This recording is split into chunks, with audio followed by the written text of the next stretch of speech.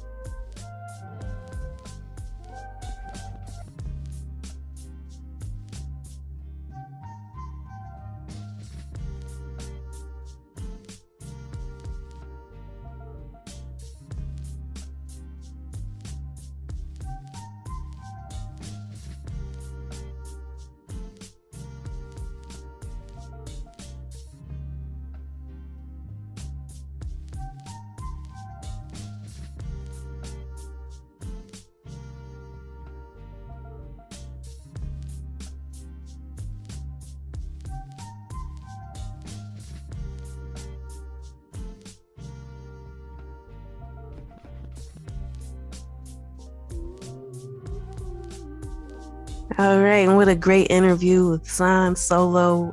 It was great to have him on. As we had mentioned before, he had sent us quite a few guests our way, and so yeah, it was really, really great to actually have him on in the flesh. Yeah, lots of great knowledge, lots of great tidbits shared. So that was really cool. Yes, absolutely. All right, we're going to take a music break and then we'll be right back after this with music industry news.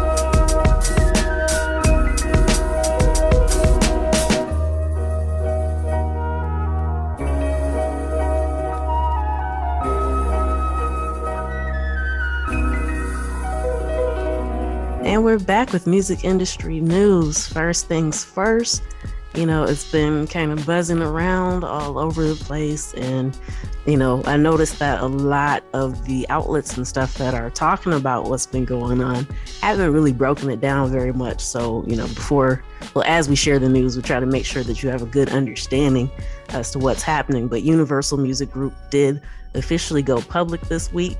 And so those shares were doing well, and so did Warner Music. So they got a bump from what they're calling an IPO, which is an initial public offering. So both companies actually benefited pretty well from it. So anytime a private company decides to go public, they have what they're issuing as a IPO, an initial public offering. So that way people know that they can expect what to expect and that they can purchase it. And so that's what that is. So all the terminology kind of gets thrown around. We want to make sure that the essence behind it doesn't get lost in the mix. But Universal Music Group is the world's biggest music label and rights holder. And so they were listed on the Euronext in Amsterdam. So, it was a big deal. The shares opened at $29.63 per share. Throughout that first day, it hit a peak of $31, but then ended up closing at $29.43, which means that the whole entire company is valued at $53.3 billion. So, it kind of let the world see what people are expecting from it. So there was an investment banker at Credit Suisse that kind of boosted the rating for Warner Music because of what's been happening with Universal Music Group. So now that they're noting for people, if they're interested in investing, he put a buy target at $48 per share, which is about 19% higher than it was at the closing of the day.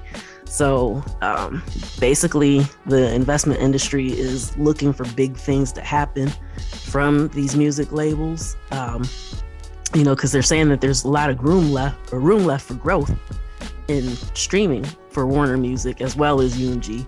So, it's a big deal. And if you got any questions about that, we'll try to keep you informed as they trickle in, because I know it's a lot to digest. But basically, anytime you're watching something like that happen in the stock markets, people aren't putting money in stuff that they don't think is going to give them a return. So, just a little tidbit there. Well, that's really like a Music Marvels University tip.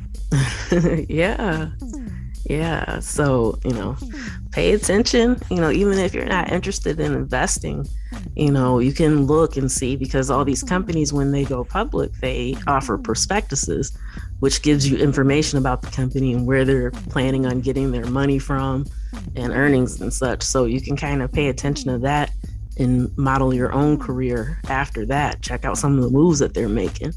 So yeah, that's the good thing about these companies becoming public, because that means that all their information is public. So you'll be able to check that stuff out.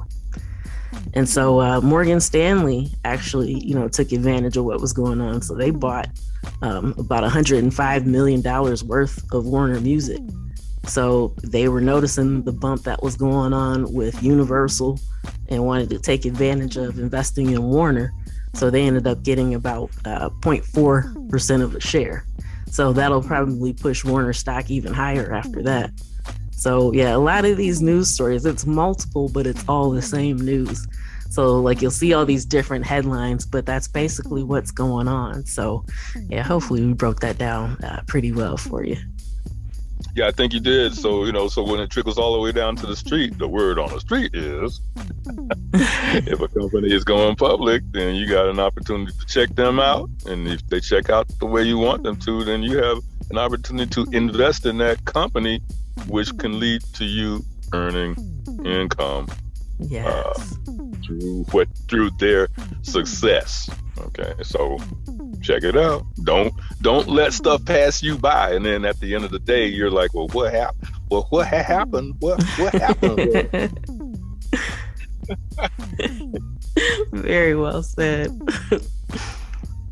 Absolutely. All right. And speaking of Warner, like David Bowie's entire catalog is coming to Warner Music in 2023.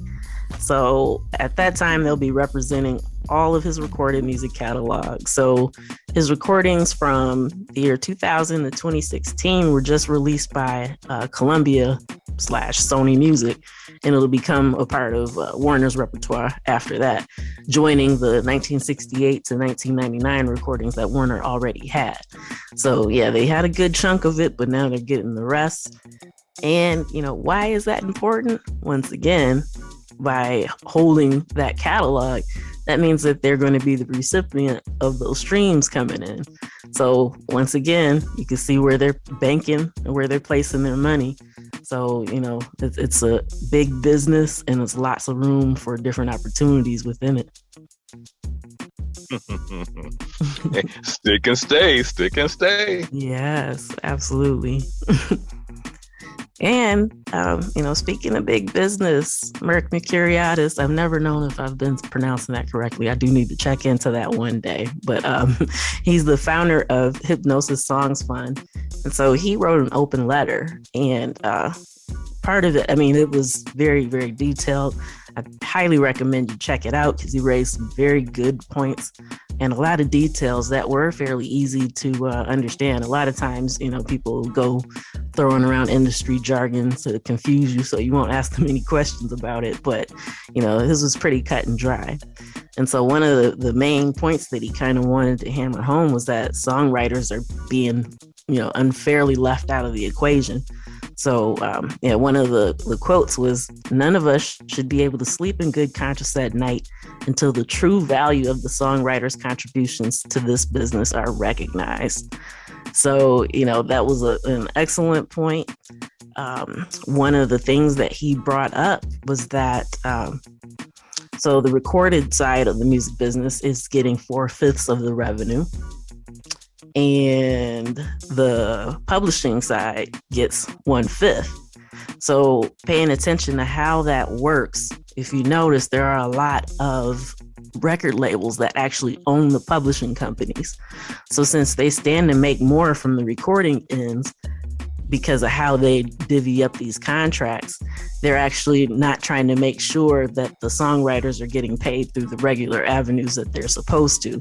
So, it was an interesting concept. Like I said, once again, very, very interesting to kind of pay attention to. But when you look at how the breakdown works, of course, they're kind of in their own best interest instead of looking out for the people that actually make the stuff happen. So because of this, Hypnosis is trying to facilitate a guild by and for songwriters to have songwriters properly represented anytime, these matters are brought before Congress and all that. So good stuff going on. And we mentioned Hypnosis a lot on the show because they're constantly, doing different things. They're spending a lot of money to make sure that, artists get paid fairly for their work. And I'm very, very delighted to hear that they're trying to put this in place for songwriters as well. Well, excuse me. A lot of this information is coming straight to you through Achickwitbeatz.com. So you need to stick and stay, because if you do, there's a lot that you can learn. And so this show is great, but make sure you always visit Achickwitbeatz.com. Thank you very much. All right, we're going to take a quick pause for the cause, and then we'll be right back with round 2 of music industry news right after this. Okay.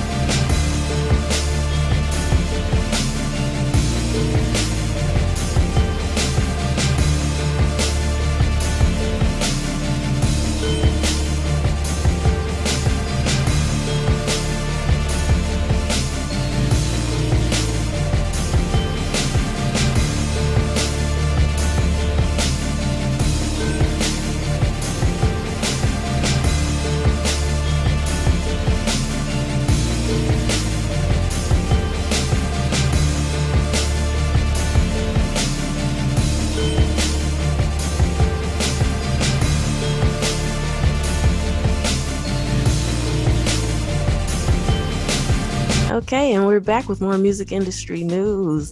This was very interesting. There was a new study that shows that Generation Z actually buys more vinyl than millennials. So, according to MRC data, they conducted a survey of over 4,000 people ages 13 and over. And so 15% of Gen Z, which those are people born roughly between 97 and 2012, 15% of them said that they had recently purchased vinyl in the last 12 months, compared with only 11% of millennials, which were born roughly between 1981 and 1996. So, just kind of interesting to see where these trends are going. A lot of people had assumed that most of the vinyl boost that happened during the pandemic came from millennials, but it looks like that's not actually the case. So definitely something to keep in mind. This younger generation, they appreciate quality too. Happiness comes from many directions. That's all I'm going to say. Yes. Great way to put it.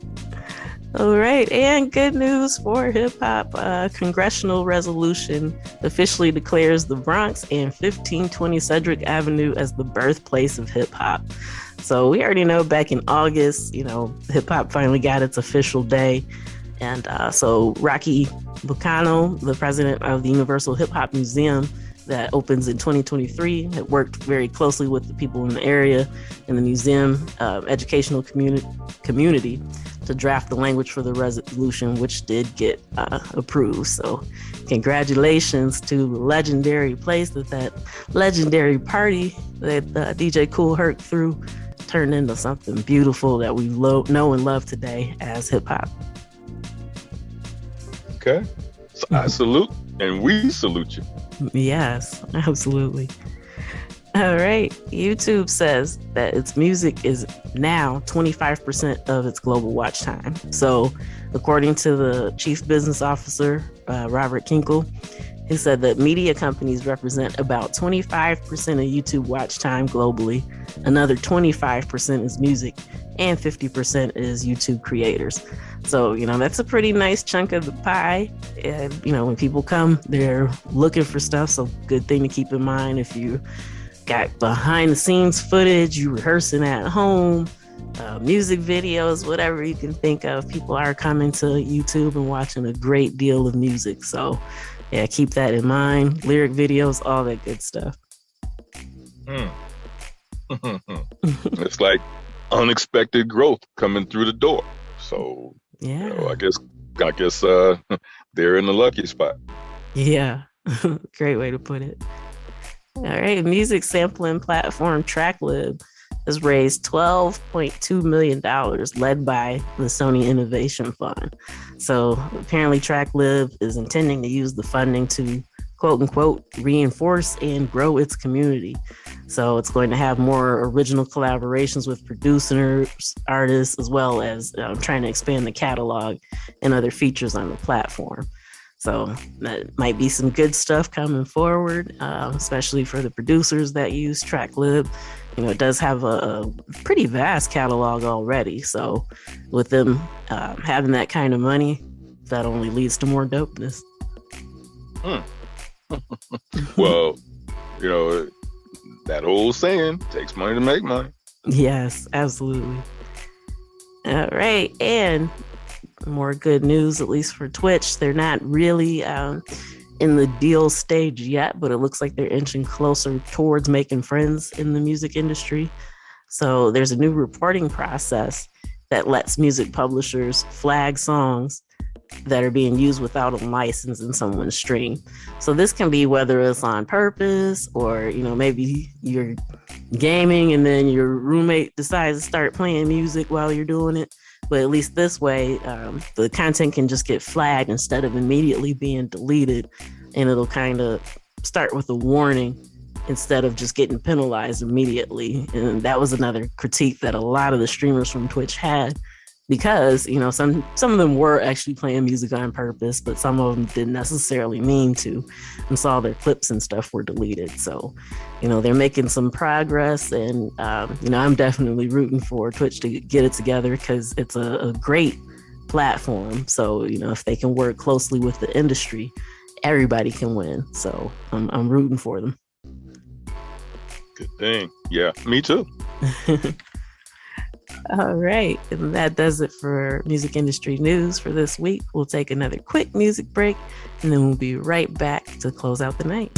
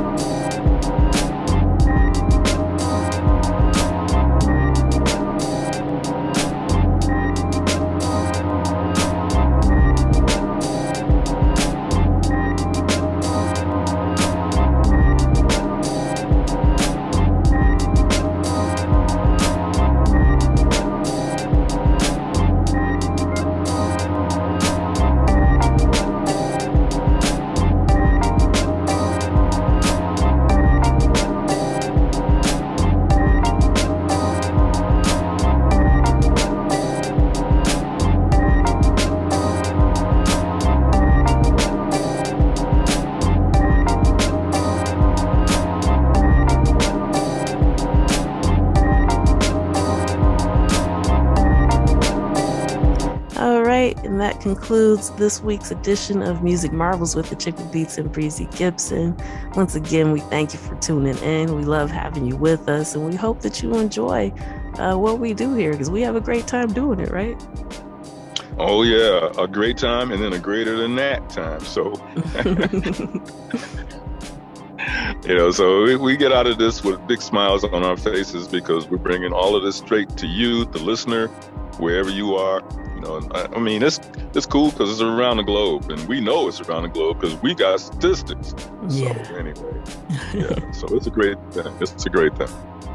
Yes, indeed. So yeah, thank you for tuning in. We hope that you'll join us again next week. You know what to do, where to find us. Tune in, tell a friend, and we'll see you then. Peace. Okay. Peace.